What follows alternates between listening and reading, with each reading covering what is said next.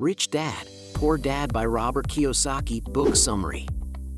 Chapter 1, Rich Dad, Poor Dad. In 1956, both Robert Kiyosaki and Mike were 9 years old when the events that would shape their lives began to unfold in Hawaii.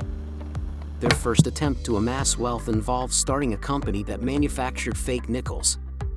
They produced nickels by first making plaster molds of the coins, then melting down tubes of lead toothpaste and pouring the molten metal into the molds. Mike's father put a stop to their scheme when he told the lads about the unlawful conduct they were engaging in. After that fateful day, the lads decided to devote all of their spare time to gaining an education in economics and finance from Mike's father, who was known as the Rich Dad. Hatred of the rat race was the first lesson that Mike's father instilled in his sons as he raised them. He was successful in accomplishing this goal by compelling the young men to work at one of his grocery stores for 3 hours at a pay rate of 10 cents per hour. Within a short period of time, Kiyosaki grew weary of being used for labor and demanded that he be given a wage increase. However, Mike's father decided to lower Kiyosaki's pay and urged him to continue working for free instead. After some time, both boys grew weary of being underappreciated and unpaid, and they approached Mike's father separately to discuss the matter. During their meetings with Rich Dad, he apologized for the lack of money and gave them the option of accepting a pay hike or learning the lesson behind the lack of income.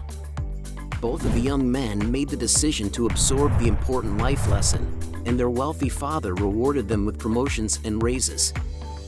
Although he began by offering a wage of 25 cents, then $1, then $2, and finally $5, all of which would have been regarded as high amounts of money for an hourly wage, the boys did not waver in their commitment to gain an understanding of the lesson's underlying principle. The lesson is to get out of the rat race, and rather than spending your entire life working to put a little money in your pocket and a bunch of money in someone else's pocket, have other people work hard to put money in your pocket. This will allow you to spend less time working and more time enjoying life. This was the most essential lesson that the boys were ever taught, even though they were taught many others. Before we continue to Chapter 2, if you like my content, please be sure to subscribe so I can produce more chapter summaries about books like these so you don't have to read them yourself. Chapter 2, The Rich Don't Work for Money. The author encourages his readers to disregard the idea that life imparts through its experiences. He claims that the only thing that life does is push you around. This chapter discusses those who are more at ease playing it safe since they were not encouraged to take risks when they were younger. The author expands on the notions that those in the lower and middle classes work for money, that greed and fear are the root causes of ignorance and poverty, and that it is critical to make use of one's emotions rather than to think with one's emotions. The author also emphasizes that opportunities in life are fleeting, and that those who are wealthy are able to notice them immediately and convert them into gold bullions. Others fail to recognize these chances because they are preoccupied with acquiring wealth and safety for themselves. According to what is stated in the text, that's all they're going to receive. Chapter 3, Why Teach Financial Literacy?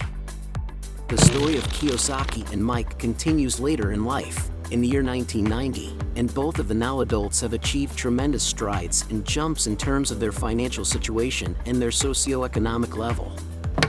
Mike was able to use the advice given to him by his father into his own life and succeed. He took over the family firm and expanded it in every way, and he is now preparing his son to succeed him as CEO of the business after he retires. The business was his father's and he inherited it from him. Kiyosaki, for his part, was able to stop working at the age of 47 alongside his wife, Kim, and enjoy retirement. Charles Schwab, Samuel Insull, Howard Hobson, Ivar Kreuger, Leon Fraser, Richard Whitney, Arthur Cotton, Jesse Livermore, and Albert Fall got together for a business meeting at the Edgewater Beach Hotel in Chicago to discuss various money plans and investments. After 25 years had passed, a report concluded that the vast majority of those immensely affluent people who had gathered in Chicago had either been imprisoned, had passed away, or had become destitute.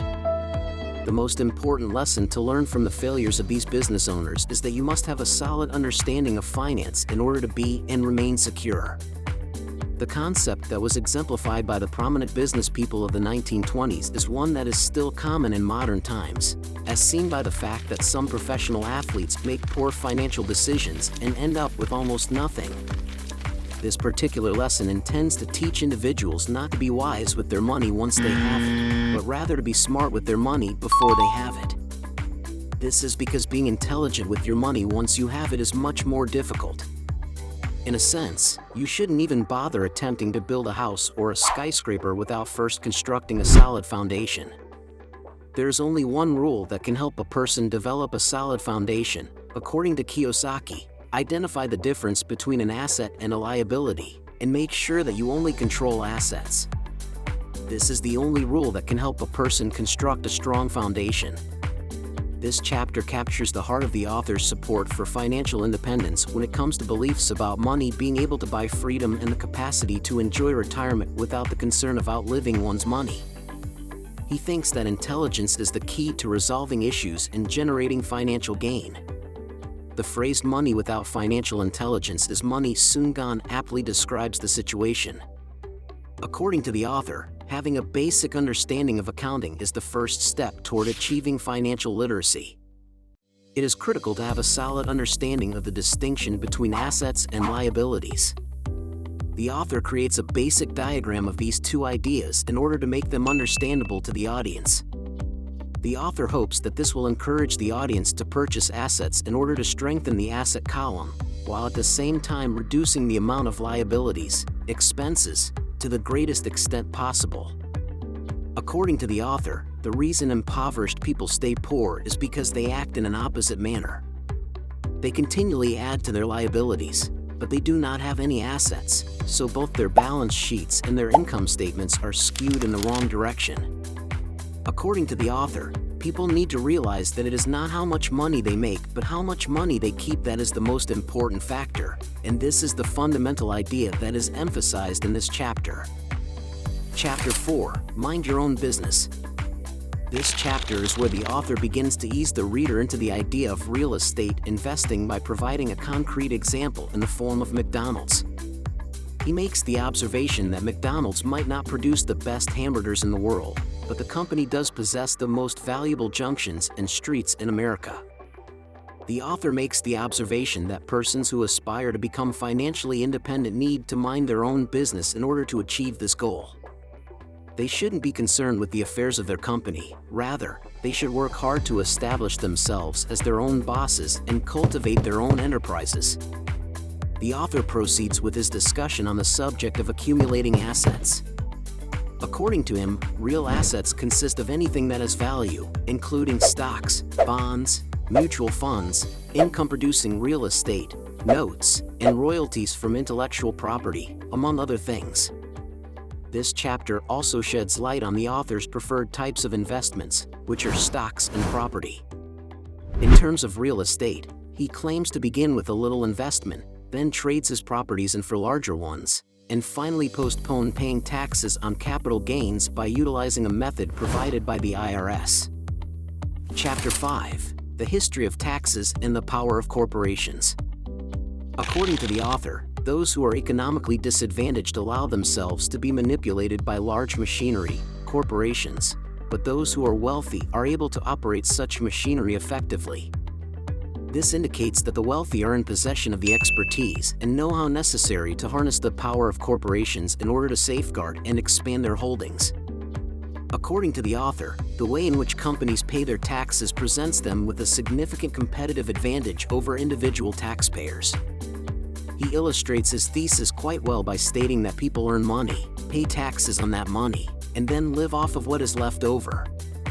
On the other hand, the company brings in revenue, spends as much of it as it can, and is then subject to taxation on whatever is remaining.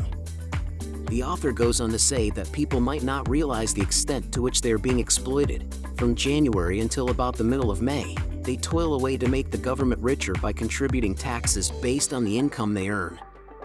In the meantime, taxes on the wealthy are kept to a minimum. As a means of escaping the monotony of day-to-day life, the author suggests that individuals work to improve their financial intelligence. Acquiring expertise in areas such as accounting, investing, market analysis, and the law are necessary steps toward achieving this goal. According to him, being uninformed makes you a target for bullying, whereas being aware gives you the confidence that you have a fighting chance. Chapter 6: The Rich Invent Money. The idea of self-doubt is developed further by the author. He believes that everyone is born with some sort of gift, but that most people choose to ignore that talent out of fear and self-doubt. He makes the observation that those who succeed are not necessarily those who are educated and smart, but rather those who are brave and adventurous.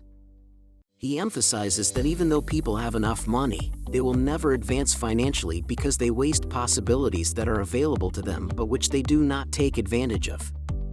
The vast majority of them do nothing but lounge around and watch for opportunities to present themselves. The author believes that people should take responsibility for their own good fortune and not sit around and hope for it. According to him, the situation is the same with money. It is necessary to produce it.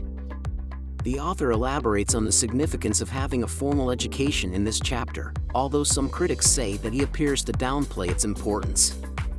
When the author says a trained mind is a wealthy mind, they make themselves perfectly plain. According to his findings, there are two categories of investors, each of which has a distinctive mentality: those who choose prepackaged investments, and those who tailor their investments to better meet the needs of their specific goals. Because an intelligent person can build their own knowledge base and therefore have more power over those who don't know, the author encourages people to hire people who are smarter than they are. This is because an intelligent person can capitalize on the knowledge of others to build their own knowledge base.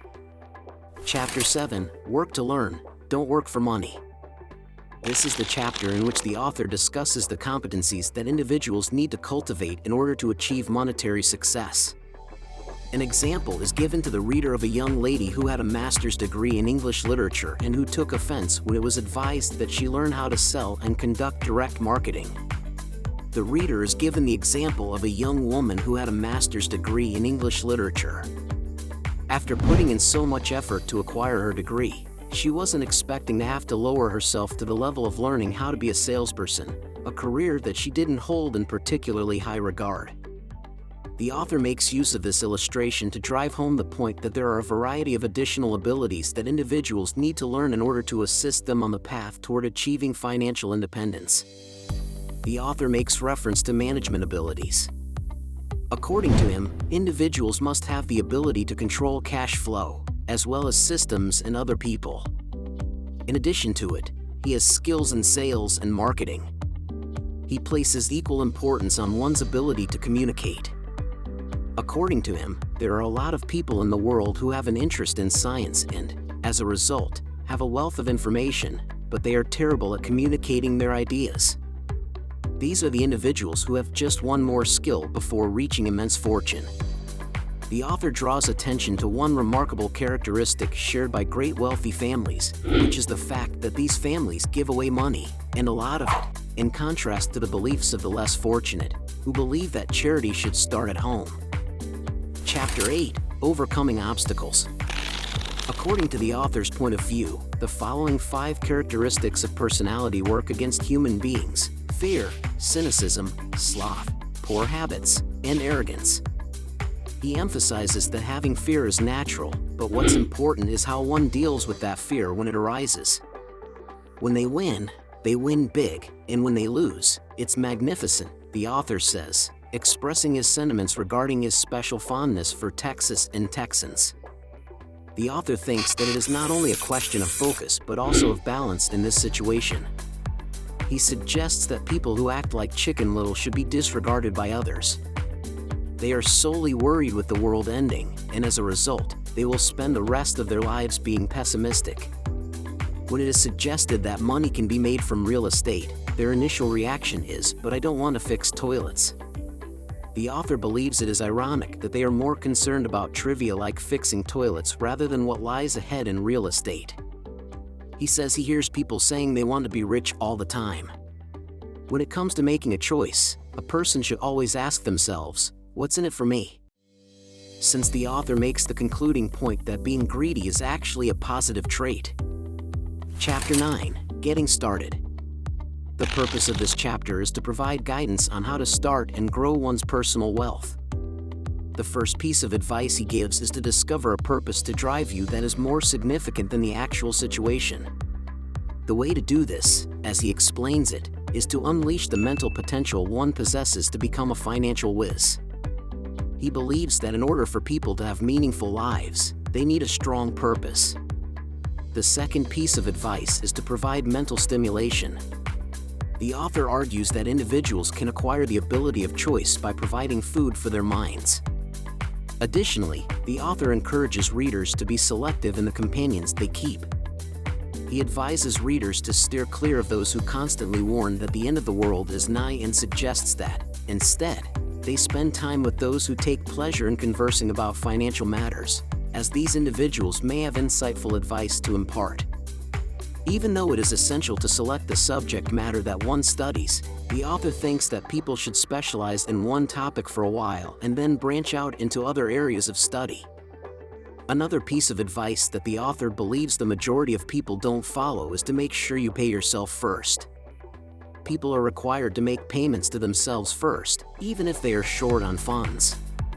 This works hand in hand with the efficient management of three different things: financial flow, people, and personal time. Another piece of advice that the author offers is to always be generous. He is of the opinion that it is in a person's best interest to compensate their broker fairly because he is an ally and your eyes and ears to the market. The author recommends having heroes to look up to. They are irreplaceable in life not only because they motivate others, but also because they make things look effortless. They provoke the human mind to wonder, if they can do it, why can't I, in response to their success. Another piece of advice that the author provides is that you should teach and you shall receive. His statements regarding this concept are profound. There are powers on this planet that are significantly more intelligent than we are. You can get there on your own, but getting assistance from those in authority makes the journey much simpler. All that is required of you is to be generous with what you already have, and the powers that be will reciprocate in kind. Chapter 10. Still want more? Here are some to-dos. This chapter is meant to be read in conjunction with the one that came before it. It provides the readers with further advice that can assist them in achieving their financial goals. One piece of advice is to quit doing what you're doing if it's not producing results or is no longer a feasible option. The author encourages readers to seek out fresh ideas and to pick the brains of persons who have the expertise and who have already done what it is that the reader wishes to do in their own lives. He recommends maintaining a steady progression up the learning curve by enrolling in classes, purchasing recordings, and going to seminars. The author suggests that those interested in real estate investment prospects explore in appropriate locations to find opportunities. Jogging in the area of the city that one is considering moving to is one strategy for accomplishing this goal. Even if a person does not have enough money saved up for the down payment, they are still able to purchase real estate. According to the author, it is even possible to earn money with no initial investment if one is just a little bit creative.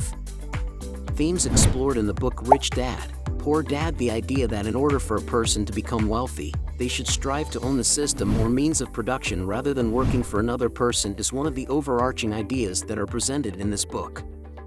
The author emphasizes that there is certainly something restrictive about being an employee. It closes the mind to alternative options, and it hinders initiative.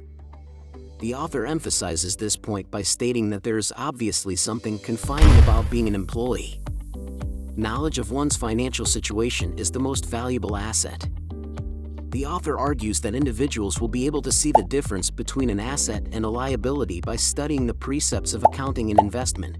In truth, it is the more concrete application of learning what's good and wrong. Creating a series of expenses is the wrong thing to do, but accumulating assets is the right thing to do. Instead of earning money and then paying taxes on that money, as is the case with individuals, businesses earn money, spend it whatever they like, and then pay taxes on what is left over after doing so. Therefore, corporations have some degree of influence.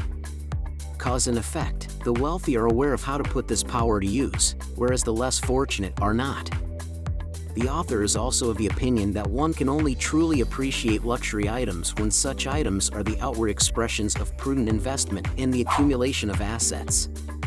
He uses the example of how his wife was able to buy a Mercedes-Benz since it was the automobile she wanted, and she put in a lot of effort so that the two of them could afford it.